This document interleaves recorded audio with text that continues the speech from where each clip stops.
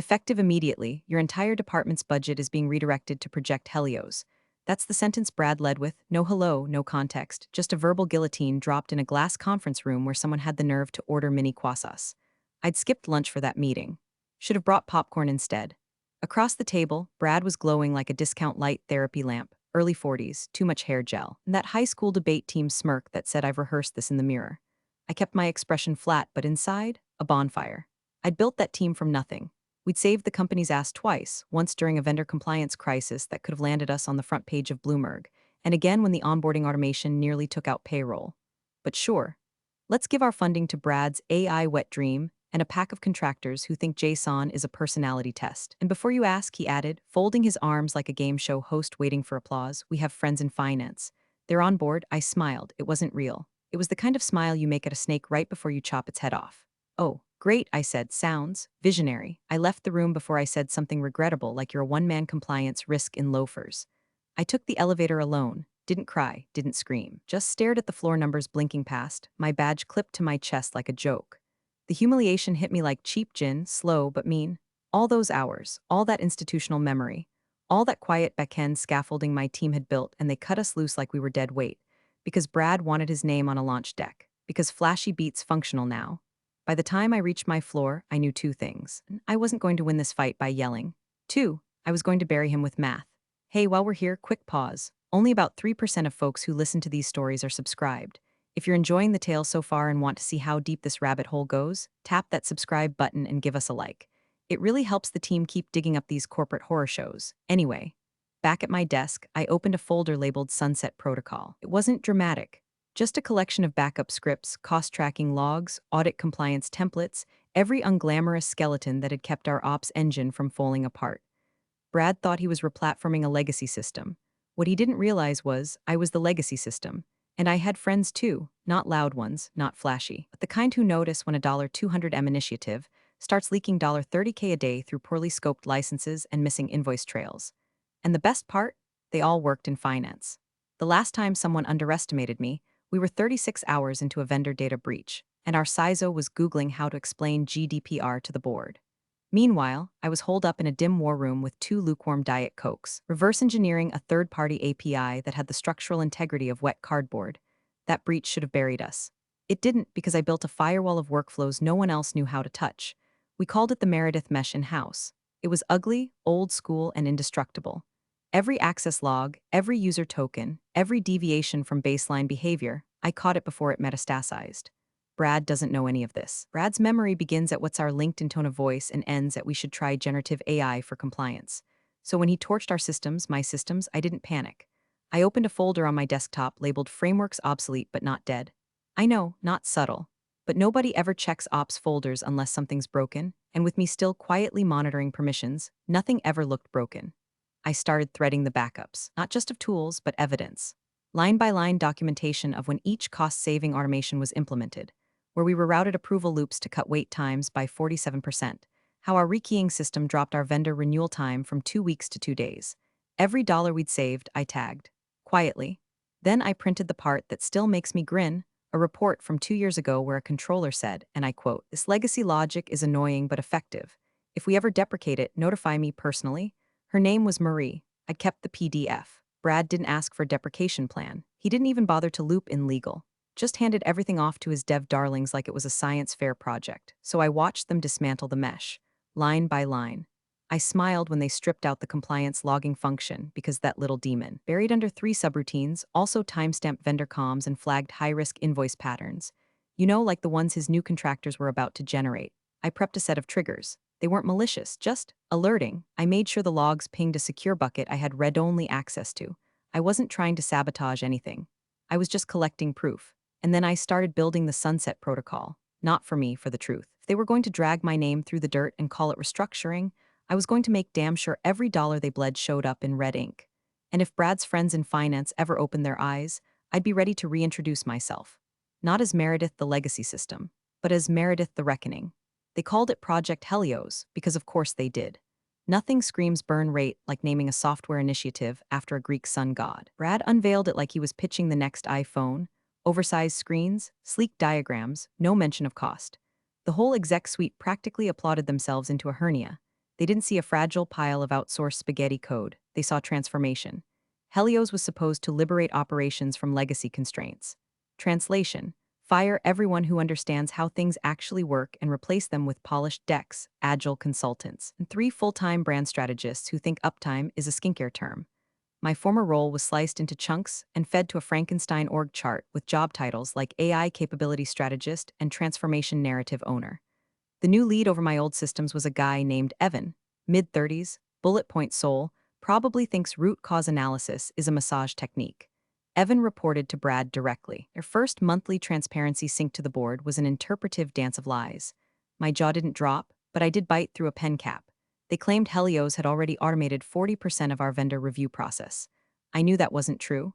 I'd built the automation that was supposedly replaced. They couldn't have replicated it. Half of it was patched with undocumented logic that only worked because I understood the quirks of our licensing framework. And then came the compliance deck. They flashed a slide showing streamlined audit integration with a shiny little diagram that omitted one specific logging layer. The same script I'd buried 3 years back after a painful SOC2 debacle, the one that tracked privileged access patterns and generated weekly anomaly deltas. It was gone. That script wasn't just about logging. It timestamped vendor term changes, caught invoice overlaps, flagged unusually high contractor hours, and most importantly, it generated silent alerts for anything that looked like vendor collusion. Now it was missing, not deprecated, erased, which made sense because their vendor onboarding repo had no token access guardrails. They were piping privileged data through unsecured SFTP endpoints and calling it lean. I didn't say anything, not to Brad, not to Evan. I just copied the latest Helios deployment manifest from the shared drive and tucked it into a folder labeled Helios Mirage Claims V1. The CFO still thought Helios was a shiny new gear in a well-oiled machine, but the machine was coughing blood, and I had the oil-stained autopsy ready.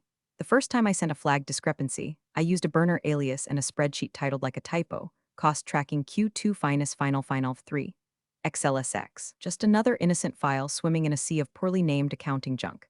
I knew finance wouldn't raise the alarm right away. That's not their style. They notice, they log, they wait. And I was counting on that. Inside that sheet, just a handful of anomalies. Inconsistent hourly billing rates from one of Helios' golden child contractors. Slightly padded invoice quantities. A curious spike in SAW S-seat licenses that didn't match the internal headcount. Tiny things. Like the first cracks in a dam, I didn't sign anything. I didn't need to.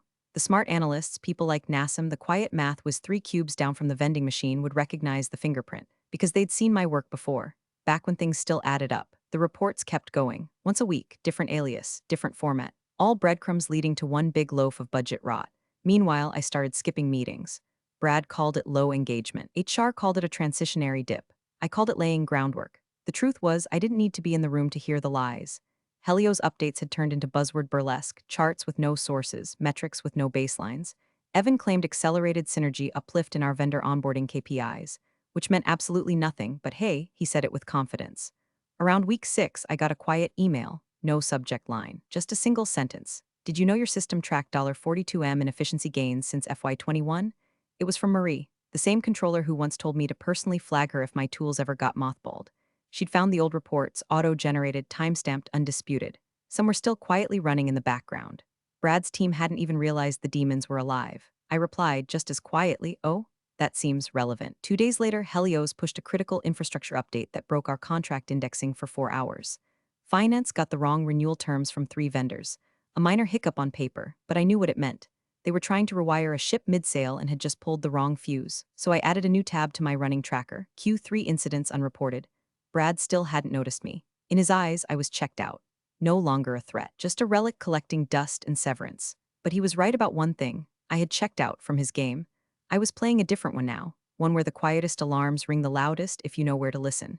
It was the 3rd Friday in August when the email hit. Subject: internal audit phase out, leadership alignment. Brad's name was at the bottom. Sent company-wide like it was a coupon code. Apparently, the scheduled Q4 internal audit had been postponed indefinitely to reduce operational overhead and prioritize agility. Translation? He'd sweet-talked the C-suite into skipping the one process that could have exposed Project Helios as the cash-incinerating PowerPoint fantasy it was. Save time, he said. I saved the email, then opened an encrypted folder titled Dead Canary Protocol. If Brad wanted a world without audits, fine, but I was going to give that world a ghost. That afternoon, I accidentally walked by the risk management office. On the surface, it looked the same: sterile chairs, muted colors, the faint scent of burnt Nespresso. But tucked in the far left cubicle was Denise. Denise and I go way back. She once shredded a whole vendor contract mid-cycle because I showed her a clause hidden behind a semicolon. The woman didn't blink, just called legal and lit the fuse. So I stopped by her desk, set down a manila envelope, and said, "I think you dropped this." Inside, one page, just one, a table showing our 2021 audit risk tolerance benchmark, and next to it, the projected liability delta for Helios if even one compliance module failed. The number I'd circled, $137 million. Conservative estimate. I walked away, didn't look back. Denise never acknowledged it, didn't need to. Later that night, I logged into the one tool Brad hadn't touched, the Legacy Ops dashboard, affectionately known among my team as the basement. He thought it was deprecated. Hell, everyone did. It was ugly, command line backend, but it still had hooks into the mainframe, and more importantly, I still had root access. There, under the old alert configuration, I spun up a phantom process. A shell script tied to dormant compliance triggers. Gave it a heartbeat, check contractor anomalies, compare active license counts, flag expense deltas. Then I connected it to a buried report module I once used for weekly CFO summaries. And I set the trigger. Report name, exec-Q4 reconcile HTML delivery route, secure dashboard node only accessible by the CFO's account. Activation time, October 14th, 8 o'clock a.m., precisely 1 hour before the scheduled all-hands review. Wouldn't look suspicious. Just another alert in the CFO's busy stack. But when it pinged, it would show every missing audit breadcrumb, every unaccounted dollar, every vanished log, and the cherry on top, the AI-powered Helios scripts had overwritten their own error logs, meaning there'd be no paper trail to pin on anyone else. Except Brad, because only one name signed off on Helios audit exemptions, and only one man killed the audit that never happened. They called it a realignment, like my spine had suddenly offended corporate feng shui. The HR email came at 6:42 a.m., before coffee, before sunlight, before decency. Subject line, exciting role evolution opportunity. Inside, as part of our ongoing strategic transformation, we're thrilled to transition you into a high-impact special ops strategy role, where your legacy knowledge can inform future-forward initiatives. Effective Monday. Translation: they'd parked me in a beige purgatory with no reports, no projects, and no real seat at the table. A title made from buzzword roadkill. I walked into HR like I was attending my own funeral. The onboarding packet had clip heart rockets and a quote about disrupting silos. Brad showed up halfway through the welcome chat like a dad who forgot a birthday. Gave a little speech to the room. Meredith has been an integral part of our foundation. Now she'll be helping us optimize our talent architecture as we pivot toward new paradigms. The man actually said optimize talent architecture. I nodded, smiled, said nothing. Then I accepted the shiny new badge, white background, thinner font, special ops strategy tucked awkwardly under my name like a parking ticket. Back at my desk, well, my former desk, which now belonged to a 24-year-old AI implementation fellow named Bryce. I packed the last of my sticky notes, unplugged my dual monitors, and found a quiet corner of the second floor where nobody goes except interns trying to cry in peace. There, I opened a folder titled Exit Payload. It had been growing steadily, like a digital tumor. Inside, Helios vendor overages, duplicate invoice IDs, chat logs with contractors discussing missing audit hooks. Before and after flowchart of the compliance pipeline, Brad's team streamlined into oblivion. At the top, I renamed the master document, Brad FYQ4 Finance Exposure PDF.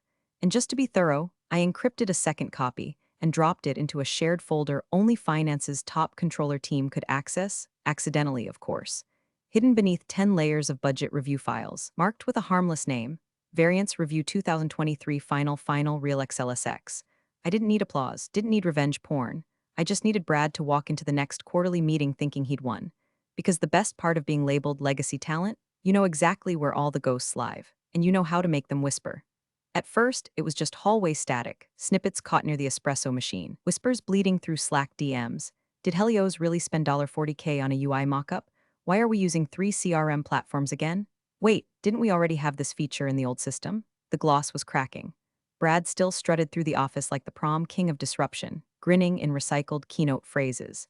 But behind the scenes, the story was rotting. Project Helios was hemorrhaging cash. One contractor submitted the same weekly report 3 times, billing separately each time, no one noticed. Another billed for 132 hours in a 5-day week. Somehow got approved. The system to track vendor onboarding hadn't worked in 3 weeks. Someone in BizOps rebuilt the old logic in Excel out of sheer desperation. And I didn't say a word, not out loud anyway, but my tips got sharper, more surgical. A quote ID here, an expense code there. All tucked into anonymous sheets with file names like Q3 Variance Cleanup, Notes V1.2. XLS dropped into shared folders where finance analysts poked around. I didn't direct anything. I just left the breadcrumbs where the right people already looked when things stopped making sense. I knew who read them because I saw the access logs. And I knew when the CFO had finally seen enough because one morning, three quiet things happened. His calendar showed an uncharacteristic block labeled Vendor Exposure Review. The financial controller pinged the DevOps team to re-enable legacy system read access for baseline comparisons. Denise from Risk sent me a one-word message. Humming. It meant the fuse is lit. Brad, blissfully unaware, had started prepping for Q4 accolades. He was already name-dropping Helios in strategy decks, angling for a VP expansion, even test-running his year-in review blurb for the press team. Meanwhile, the thing he thought he'd replaced, the ugly, outdated legacy core, was humming in the background. Quietly, consistently, logging his downfall in real time. I watched it all from my corner cubicle with the dying fluorescent bulb and the broken chair nobody bothered to fix. The CFO hadn't said a word to me. Not yet, but he didn't have to. The questions were finally being asked, and I'd made sure every answer led to the same name. Brad. The subject line hit like a starting gun. Company-wide strategic update attendance required. No warning, no agenda. Just a surprise all hands jammed into everyone's calendar at 8 a.m. sharp on a Wednesday, because nothing says we're totally in control like a last-minute summons before people have their second cup of coffee. Brad was ecstatic. I know this because he'd been humble bragging across 3 different Slack channels for days, dropping not-so-subtle hints like, Q4 is about to be historic.